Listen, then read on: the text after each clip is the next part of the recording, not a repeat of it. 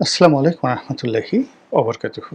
সম্মানিত দর্শক, ডক্টর মোহাম্মদ ইউনূসের জমানাতে অর্থাৎ গত একটি বছরে জামাত এবং শিবিরকে নিয়ে যত আলোচনা হচ্ছে, যত সমালোচনা হচ্ছে, এটি ইতিপূর্বে কখনো হয়নি।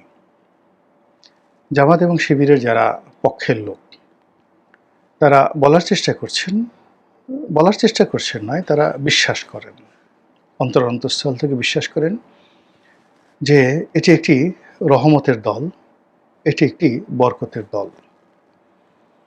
এই দলের যারা নেতাকর্মী রয়েছে তারা সবাই তারা সবাই আল্লাহভীরু, সবাই সৎ এবং সবাই জান্নাতি। পৃথিবীতে যদি জীবন্ত জান্নাতি কোনো প্রাণীকে কেউ দেখতে চান, তবে জামাত শিবিরের অফিসে গিয়ে তাদের পবিত্র বদনের দিকে তাকালেই আপনারা বুঝতে পারবেন যে জান্নাতি মানুষের চেহারা কেমন হবে, সুরত কেমন হবে, পোশাক কেমন হবে, আচার কেমন হবে, আচরণ কেমন হবে। গত একটি বছরে জামাত শিবিরের কতিপয় লোকদের বিরুদ্ধে দুর্নীতি, অনিয়ম, চাঁদাবাজি, খুন, ধর্ষণ, রাহাজানি থেকে শুরু করে নানা রকম দুর্নাম বদনাম রটে যাচ্ছে। এটা নিয়ে জামাত শিবিরের কোনো মাথা ব্যথা নেই। তাদের বক্তব্য হলো যে ক্ষমতার পট পরিবর্তনের পর ফেরেশতাদের মধ্যে যদি আজাজিল থাকে, শয়তান থাকে, তাহলে এই জামাত শিবিরের মধ্যে ২-৪ জন লোক খারাপ থাকবে, এটা তো স্বাভাবিক। কিন্তু সেটার পার্সেন্টেজ কত? বিএনপির মতো তো আর নয়, জাতীয় পার্টির মতো নয়, কিংবা আওয়ামী লীগের মতো নয়, একেবারে খুবই অল্প। এবং তারা ধরা পড়ার সঙ্গে সঙ্গে দল তাদেরকে বহিষ্কার করছে, তাদের সাথে সম্পর্ক নষ্ট করছে এবং যথাসম্ভব তাদেরকে এড়িয়ে চলার চেষ্টা করছে। এর বাইরে আবার নতুন করে ছাত্রলীগ থেকে বা আওয়ামী লীগ থেকে অনেকে হয়তো ঢুকে গেছে, আবার অনেকে অন্য দল করতো, সেখান থেকেও সুযোগ সুবিধা নেওয়ার জন্য জামাত শিবিরে ঢুকে পড়েছে। ফলে তাদের দায়ও সামলাতে হচ্ছে। কিন্তু জামাত মনে করে তাদের ৯৯% লোকই জান্নাতি লোক। এই গেল একটি অংশ। তো বোঝার চেষ্টা করুন যে জামাতের যারা লোকজন, তারা হিমালয়ের চূড়া মাউন্ট এভারেস্ট, সেখানে তাদের সিংহাসন তারা বিছিয়ে একবার জমিনের দিকে তাকায়, একবার আসমানের দিকে তাকায় এবং আসমান এবং জমিনের মাঝামাঝি তারা একটা রাজত্ব প্রতিষ্ঠা করার স্বপ্ন দেখে। অন্যদিকে জামাতের যারা বিরোধী পক্ষ, সেটা বিএনপি হোক, আওয়ামী লীগ হোক বা অন্য বামধারার লোকজন হোক, কিংবা ইসলামপন্থী লোক যারা জামাতি আকীদাকে, আচরণকে, তাদের ধর্মকর্ম পালনের রীতিনীতিকে এবং তাদের ধর্ম সংক্রান্ত বিশ্বাসকে যারা মনে করে এটা মুনাফিকি, তারা কাফের এবং তারা এই জমিনের জন্য অকল্যাণকর। তো তারা যেটা বলার চেষ্টা করছেন যে এই দেখো দেখো দেখো, আমরা বহু বছর ধরে জামাত সম্পর্কে যে সকল কথাবার্তা বলে আসছি, এরা যে কত খারাপ, এই অল্প কয়েকদিনে, এক বছরে তাদের মানচিত্র দেখো, তাদের আকার দেখো, আকৃতি দেখো, তাদের ফিজিক্স দেখো, তাদের কেমিস্ট্রি দেখো, তাদের ভূগোল দেখো, তাদের অঙ্ক দেখো, সব কিছু উলটপালট করে ফেলেছে। যেখানে শূন্য ছিল সেখানে তারা শূন্য আগে একটা ১ বসিয়ে আরও ১০০টা শূন্য যোগ করে নিয়েছে। যেখানে মাইনাস ছিল সেখানে তারা প্লাস বানিয়ে ফেলেছিল, যেখানে যোগ ছিল সেখানে তারা গুণ করে ফেলেছে, যেখানে বিয়োগ ছিল সেখানে তারা গুণ বানিয়ে ফেলেছে। এবং এই যে তাদের যে রাতারাতি পরিবর্তন করার ক্ষমতা, এটাকে অনেকে বলার চেষ্টা করেছে যে এটা মুনাফিকের লক্ষণ। তারা বিভিন্ন জায়গাতে বিভিন্ন সুরত ধরেছে, মানুষের বিশ্বাস অর্জন করার চেষ্টা করেছে, মোলায়েম সুরে কথা বলেছে, নরম নরম কথা বলেছে। আর এই যে সুযোগ পেয়ে গত ১ বছরে তাদের আদি এবং আসল রূপ, যেটা ১৯৭১ সনে তাদের ছিল, সেই ১৯৭১ সনের রূপ নিয়ে তারা এখন ফিরে এসেছে। তাদের দেখলেই এখন ভয় লাগে। তারা যে হিম্মত নিয়ে কথা বলে, তারা যে গলা কাঁপিয়ে কাঁপিয়ে কথা বলে, চোখ দুটো তারা গোল গোল করে ফেলে এবং কথা বলতে গিয়ে যেভাবে হাত তারা মুষ্টিবদ্ধ করে ফেলে, তাদের পেশি গরম হয়ে যায় এবং তারা যেভাবে ভয় দেখায়, এই ভয় ১৯৭১ সনে তারা দেখিয়েছিল। এ কথা জামাতের যারা বিরুদ্ধ পক্ষ তারা বলার চেষ্টা করছেন।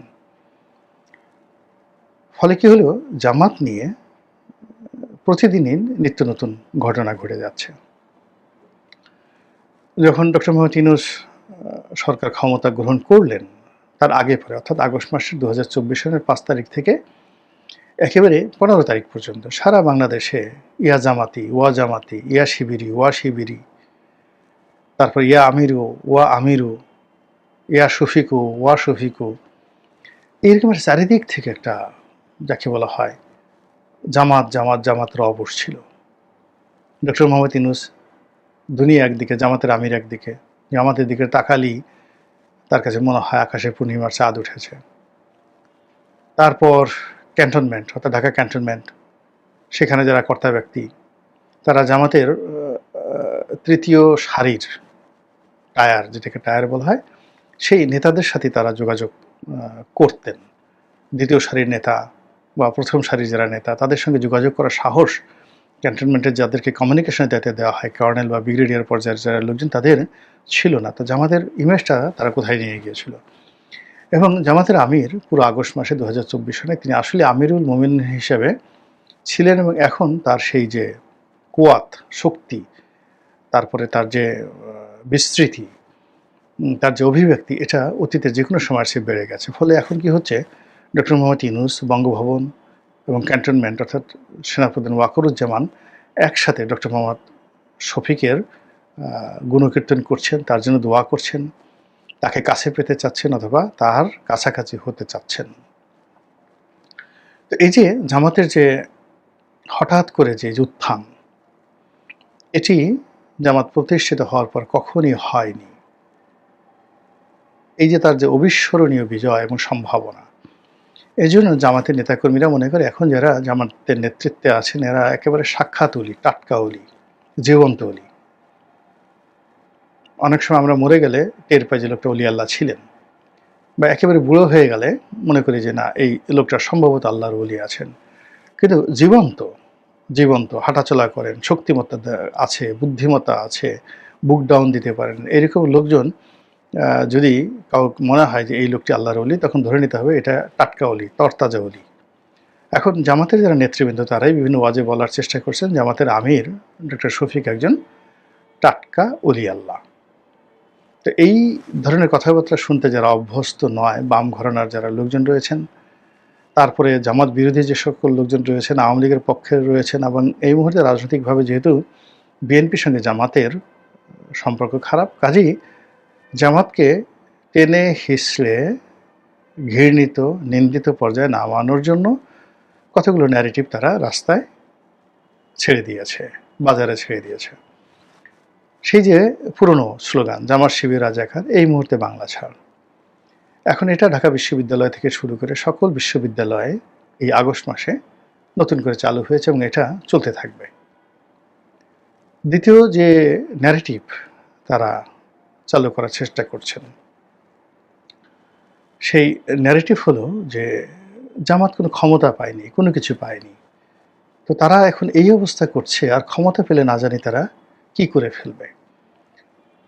এই গত কয়েক মাসে বাংলাদেশে যে সকল মাজারে আক্রমণ চালানো হয়েছে, যে সকল জায়গাতে নামাজ নিয়ে বাড়াবাড়ি করা হয়েছে, যে সকল জায়গাতে বিভিন্ন কবরস্থান ভেঙে ফেলা হয়েছে, এবং নারীদেরকে শালীনতার মধ্যে রাখা, শরিয়া আইন বাস্তবায়ন করা, কোরআনের আইন বাস্তবায়ন করা, এই সকল বিষয়গুলো নিয়ে যে সকল ন্যারেটিভ ইতিপূর্বে আওয়ামী লীগ করত, এবং সেই সকল ন্যারেটিভ আবার নতুন করে জামাত বিরোধীরা শুরু করেছে যে এরা যদি ক্ষমতায় আসে তাহলে তো নারীদেরকে কাজ করতে দেবে না আফগানিস্তানের মতো, তাদেরকে সারাক্ষণ বোরকা পরে চলতে হবে, এরপর কথায় কথায় শরীয়তের বিচার হবে, তারপরে হাত কেটে দেওয়া হবে চুরির জন্য, কেউ যদি ধর্ষণ করে, ধর্ষণের চেষ্টা করে, তার লিঙ্গ কেটে দেওয়া হবে। এবং সেদিন তো এটা আমি আমার ইউটিউব চ্যানেলে বললাম, সেদিন একজন সিনিয়র সাংবাদিক মিস্টার আজিজ, তো মিস্টার আজিজ এই মুহূর্তে খুব জনপ্রিয় টেলিভিশন টক শোতে, তিনি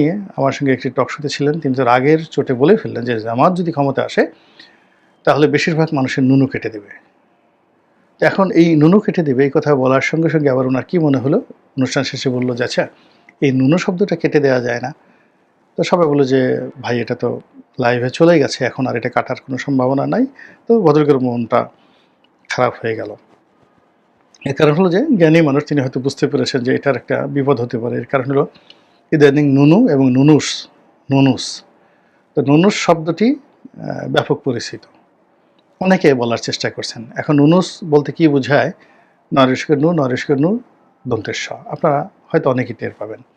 তো ওটার সঙ্গে আবার উনি হুট করে, এটা তো কেউ বাংলাদেশের টেলিভিশনে নুনুস শব্দটি সরাসরি বলেনি। তো সেই নুনুসের সঙ্গে সম্পর্কযুক্ত নুনু, এটা কি ধরনের প্রতিক্রিয়ার সৃষ্টি হয়, এই কারণে তিনি হয়তো ওটা বাদ দেওয়ার চেষ্টা করলেন। কিন্তু আমি বললাম যে ভাই বাদ দেন, it's a art of speaking. আপনি এই কথাটা যে বলেই ফেলেছেন যে জামাত ক্ষমতায় আসলে ওরা নুনু কেটে দেবে, বা ওরা বলুক যে আমাদের সময় যদি কেউ ধর্ষণ করে, এই কাজগুলো করে, তাহলে আমরা চীনের মতো করে নুনু কেটে দেবো। তো এটা খারাপ কি হয়েছে? তো ভদ্রলোক সেখান থেকে চলে গেলেন। তো এই ধরনের ন্যারেটিভগুলো কিন্তু চালু হয়ে গেছে। জামাত বিরোধী যে সকল ইসলামী সংগঠন রয়েছে, তারা তো আগে জামাত সম্পর্কে নানা কথাবার্তা বলতেন, এখন আবার নতুন করে তারা এই জামাতের মুনাফিকি, জামাতের অধার্মিক কর্মকাণ্ড ইত্যাদি নিয়ে ব্যাপকভাবে তারা সমালোচনা শুরু করেছেন। সবচেয়ে জামাতের জন্য যে ভয়ঙ্কর যে বিষয়টি, এই মুহূর্তে যেটি তাদের ইজ্জত কা সওয়াল, সেটা হলো জামাতকে সবাই গুপ্ত সংগঠন হিসেবে, শিবিরকে সবাই গুপ্ত সংগঠন হিসেবে ঠাট্টা করছে, টিটকারি করছে। এবং এই গুপ্ত সংগঠন ইতিমধ্যে তারা এটা বেশ পপুলার করে ফেলেছে। জামাতের লোকজন সরাসরি এভাবে কিছু বলতে পারছেন না, কিন্তু তারা খুব ক্রোধান্বিত, রাগান্বিত, রাগে থরথর করে কাঁপছেন। কিন্তু বাস্তবতা হলো যে বিরোধী পক্ষ তাদেরকে যে গুপ্ত সংগঠন ট্যাগ লাগিয়েছেন বা পোক করেছেন, এটা এখন একটা ধ্রুব সত্যে পরিণত হয়ে গেছে। গুপ্ত সংগঠন বলতেই এখন সিরাজ শিকদারের সংগঠন সরবরাহ পার্টিকে বোঝায় না। আপনি যে কোনো জায়গায় যদি এখন বলেন জামাত বা শিবিরকে, লোকজন বুঝে ফেলবে গত ৩-৪ মাসে এই জামাত গুপ্ত সংগঠন।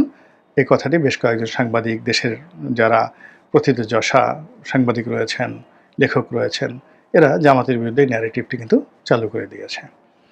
এবং সবচেয়ে ভয়াবহ যে বিষয়টি, সেটি হলো ছাত্রলীগের যে যত দায়, যত কর্মকাণ্ড, এমনকি আবরার হত্যা থেকে শুরু করে সেই ছাত্রলীগের চাপাতি মিছিল, এরপর ঢাকা বিশ্ববিদ্যালয়ের যে গণরুমে চাঁদাবাজি থেকে শুরু করে যা কিছু হয়েছে, যত সন্ত্রাস হয়েছে ছাত্রলীগের নামে, যেটা সারা বাংলাদেশের নিন্দার ঝড় তুলেছিল, সেই জিনিসগুলো এখন শিবিরের ঘাড়ে চাপানো হচ্ছে। এর কারণ হলো, এটা এখন ওপেন সিক্রেট যে শিবিরের শীর্ষ অনেক নেতা থেকে শুরু করে বহু সংখ্যক নেতাকর্মী, শীর্ষ নেতা যাদেরকে আমরা এখন ইদানিং চিনছি, আর হাজার হাজার নেতাকর্মী যাদেরকে আমরা চিনি না, যারা ছাত্রলীগের ভেগ ধরে, ছাত্রলীগের ভং ধরে, ছাত্রলীগের পরিচয় বহন করে শেখ হাসিনার জামানায় ছাত্রলীগের যত অপকর্ম, সেই অপকর্মকে তারা তাল দিয়েছে। অনেকে তারা যে শিবির নয়, এই জিনিসটা প্রমাণ করার জন্য তারা অতিরিক্ত ছাত্রলীগ হয়েছে। একটা ছাত্রলীগ যদি কোনো একটা রিক্সাওয়ালাকে 2টা থাপ্পড় মারতো, তো শিবির হিসেবে যে লোক ছাত্রলীগের ভান করে ছাত্রলীগের মধ্যে আছে, সে গিয়ে 2টো থাপ্পড় দিল। একজনে 10 টাকা চাঁদাবাজি করলো, 20 টাকা চাঁদাবাজি করলো, একজন 10টা সন্ত্রাস করলো ও 20টা সন্ত্রাস করলো, শুধুমাত্র নিজের পরিচয়টা গোপন রাখার জন্য। ফলে কি হলো, ওই সময়টিতে আওয়ামী লীগ জামানাতে ছাত্রলীগের নামে যে সকল অন্যায় হয়েছে, অপকর্ম হয়েছে, এখন যে সকল অপকর্মে সরাসরি বোঝা গেছে যে এখানে ছাত্রলীগের এই নেতা জড়িত, এর নাম পদ পদবি জড়িত, তো সেক্ষেত্রে হয়তো তারা দায়ী। কিন্তু যে ক্ষেত্রে ছাত্রলীগের যে হোল সংগঠন দায়ী, এই বিশ্ববিদ্যালয়ের এই হলে ছাত্রলীগের ছেলেরা এই কাজ করেছে, অমুক হলে এই কাজ করেছে, মেয়েরা থেকে শুরু করে ছেলেরা, তো এই সকল কুকর্মের জন্য এখন সবাই দায়ী করছে যে এরা শিবির। ছাত্রলীগের লোক এই কাজ করতে পারে না, শিবিরে এই কাজ করেছে নিজেদেরকে প্রমাণ করার জন্য। এবং এটা সমাজের এত বড় বড় জায়গা থেকে, এত ভালো ভালো জায়গা থেকে, এবং এত যাকে বলা হয় নির্ভরযোগ্য জায়গা থেকে বলা হচ্ছে যে এই ন্যারেটিভের বিরুদ্ধে পাল্টা কাউন্টার ন্যারেটিভ দাঁড় করানো যাচ্ছে না। প্রথম দিকে যখন এরকম একটা কথা আসলো যে এটা কি ধরনের নীতি নৈতিকতা, প্রথমত তারা এই সুদীর্ঘকাল সেই 2011-12 থেকে তারা পালিয়ে তারা সংগঠন করত। সরকার যত চাপ প্রয়োগ করেছে তারা তত বেশি পালিয়েছে। তো সেই সময়টাতে তারা কৌশলগত কারণে ছাত্রলীগের মধ্যে ঢুকে পড়েছে, যুবলীগের মধ্যে ঢুকে পড়েছে, যুব মহিলা লীগের মধ্যে ঢুকে পড়েছে, মহিলা লীগের মধ্যে ঢুকে পড়েছে। এই কাজটা কতটা নীতি বিরুদ্ধ বা যাকে বলা হয় নীতি নৈতিকতার মধ্যে পড়ে। তো শিবির এবং জামাতের লোকগুলো বলার চেষ্টা করেছেন এটা একটা রাজনৈতিক কৌশল, এবং এই কৌশল অবলম্বন করা বৈধ, এবং তারা আল্লাহ রাসূলের জামানারও কতগুলো ঘটনা তারা বর্ণনা করার চেষ্টা করেছেন। কিন্তু হালে এই জিনিসগুলো পানি পাচ্ছে না। যখন 10 মুখে বলা হচ্ছে যে এটা মুনাফিকি, আপনার দুষ্টুমি করা, কুটনামি করা, ছলচাতুরির আশ্রয় নেওয়া, কৌশল অবলম্বন করা, এই শব্দগুলোর মধ্যে অনেক পার্থক্য রয়েছে। আবার কোনো একটা বিশেষ উদ্দেশ্যকে সামনে নিয়ে কোনো একটি কাজকর্ম করা, সেটারও একটা উদ্দেশ্য রয়েছে। এটা যুদ্ধ কূটনীতিতে অনেক ক্ষেত্রে এটা মার্জনীয় অপরাধ, অমার্জনীয় নয়। কিন্তু যখন একটা কন্টিনিউয়াস বছরের পর বছর সন্ত্রাসের যাকে বলা হয় আশ্রয়ের মধ্যে থাকা, প্রশ্রয়ের মধ্যে থাকা, এবং সেই সন্ত্রাসের সহযোগী হওয়া, অপকর্মের সহযোগী হওয়া, তারপরে সেই সংগঠনের মধ্যে থেকে সেই সংগঠনকে দিয়ে নানা রকম কুকর্ম করা, আর সেই কুকর্মের দায় নিজেরা না নিয়ে সেই সংগঠনের উপর চাপিয়ে দেওয়া। ধরুন ছাত্রলীগের বহু ইউনিট রয়েছে, তো কোনো একটা ইউনিটে হয়তো 50 জন লোক আছে। এখন 50 জনের একটা ছোট্ট ইউনিটে যদি দেখা গেল সিঙ্গেল একটা ইউনিট, সেখানে 40 জনের শিবিরের লোক, তো তারা কোনো একটা জায়গাতে বাসে আগুন লাগালো, কোনো একটা থানা লুট করলো, কোনো একটা জায়গাতে সমন্বয়কদের মেরে ফেললো, কোনো একটা জায়গাতে ব্রাশ ফায়ার করলো, এবং দেখালো যে ছাত্রলীগ ব্রাশ ফায়ার করছে। তো এই কাজগুলো করেছে, কিন্তু নাম পড়লো কার? ছাত্রলীগের। আর ওখানে যে ইউনিটটা এই ঘটনাটা ঘটিয়েছে, যেহেতু তারা লেম্যান, তাদের পরিচিত মুখ তারা নয়, সন্ত্রাস করার মুখ তাদের নয়, তারা এই কাজগুলো এমনভাবে করেছে যে সেই কাজগুলো আসলে ছাত্রলীগের ঘাড়ের উপর আসছে। তো এখন এই বিষয়গুলো যখন উন্মুক্ত হয়ে গেছে যে ছাত্রলীগের অনেক ইউনিটের সঙ্গে, কমিটির সঙ্গে, অনেক হল কমিটির সঙ্গে, বিশ্ববিদ্যালয় কমিটির সঙ্গে, কলেজ কমিটির সঙ্গে সরাসরি শিবিরের একটা বিরাট অংশগ্রহণ ছিল, এবং এটা সত্য যে ওখানে বসে শিবির কোরআন তেলাওয়াত করেনি, নামাজ কালাম পড়েনি। অনেক শিবিরে যারা নেতাকর্মী তার দাড়ি ঠাড়ি ফেলে দিয়ে ছাত্রলীগের ছেলেরা যেভাবে জিন্স পরতো তারা ওইভাবে জিন্স পরতো, তারা যেভাবে মাসেল ফুলাতো তারা ওইভাবে মাসেল ফুলাতো, নানা রকম কর্মকাণ্ড তারা করেছে। এখন সেই কর্মকাণ্ডের দায় কেন ছাত্রলীগের উপর আসবে, আর কেন শিবিরের উপর আসবে না? অথবা শিবির যদি এখানে হয়তো কোনো কোনো ক্ষেত্রে ছাত্রলীগকে প্রলুব্ধ করেছে, ছাত্রলীগকে কালার করার জন্য তারা অনেক বুদ্ধি দিয়েছে, পরামর্শ দিয়েছে, লজিস্টিক সাপোর্ট দিয়েছে, কোনো কোনো ক্ষেত্রে হয়তো অর্থ বিনিয়োগ করেছে, এখন এই দায়িত্বটা কাদের, কারা নেবে? এই প্রশ্নগুলো যখন আসছে এবং এই সময়টাতে টু দি পয়েন্টে, তখন কিন্তু জামাত বা শিবিরে যারা লোকজন রয়েছে তারা আগের মতো বলতে পারছেন না এটা একটা ইসলামিক ঐতিহ্য, এটা একটা কৌশল, এবং এটা রাজনীতিতে বৈধ, এটা কোরআন হাদিস অনুযায়ী বৈধ। ফলে কি হলো, আবার সেই পুরনো ট্যাগ। এই দলের মধ্যে মুনাফিকি আছে, এই দলের মধ্যে রাজাকার আছে, এই দলের মধ্যে পাকিস্তান প্রীতি আছে। এই জিনিসগুলো যখন আবার নতুন করে জামাত শিবিরের উপর আসছে, তখন ওই যে জামাতের যে সুখময় সময়, প্রথম 3-4 মাস ক্ষমতা আসার পর দল হিসেবে, এবং পরবর্তীতে জামাতের আমিরের এই মুহূর্তে যে সারা বাংলাদেশে তার যে ইমেজ গড়ে উঠেছে, এবং তাকে কেন্দ্র করে বাংলাদেশের রাজনীতি যেভাবে আবর্তিত হচ্ছে, এবং তাকে যেভাবে একজন গ্র্যান্ড ইমাম মনে হচ্ছে, এই মুহূর্তে তাকে দাঁড়া করিয়ে দেওয়া হলে মনে হচ্ছে যে তিনি তারেক রহমান সাহেবের নেতা, তিনি সমস্ত বাংলাদেশের নেতা, একমাত্র তিনি এই বাংলাদেশের প্রধানমন্ত্রী হতে পারেন, তিনি বাংলাদেশের রাষ্ট্রপতি হতে পারেন, এবং তার সমপর্যায়ের অন্য কোনো রাজনৈতিক দলের পোর্ট্রেট এখন আঁকা যাচ্ছে না। এবং এই অবস্থায় ডক্টর শফিককে পৌঁছানো হয়েছে, বা তিনি পৌঁছে গেছেন রাষ্ট্রযন্ত্রের মাধ্যমে, কৌশলের মাধ্যমে, বুদ্ধি প্রজ্ঞার মাধ্যমে। কিন্তু বাস্তবতা হলো তিনি এখন যে জায়গাতে আছেন, সেই জায়গাতে এসে এই যে নতুন মুনাফিকের যে টার্মগুলো, ট্যাগগুলো, নতুন যে বদনামিগুলো, এগুলো যদি জামাত শিবির কাটিয়ে উঠতে না পারে, তাহলে তাদের দল হিসেবে যে ব্যাকফুটেজ ইতিমধ্যে শুরু হয়েছে, আর এখন তাদের সম্পত্তি বলতে শুধুমাত্র তাদের আমির রয়েছে, সেই আমিরের অবস্থা বেশি দিন ভালো থাকবে বলে আমার কাছে মনে হচ্ছে না। মহান আল্লাহ আমাদের সবাইকে হেদায়েত দান করুন এবং হেফাজত করুন। আসসালামু আলাইকুম ওয়া রাহমাতুল্লাহি ওয়া বারাকাতুহু।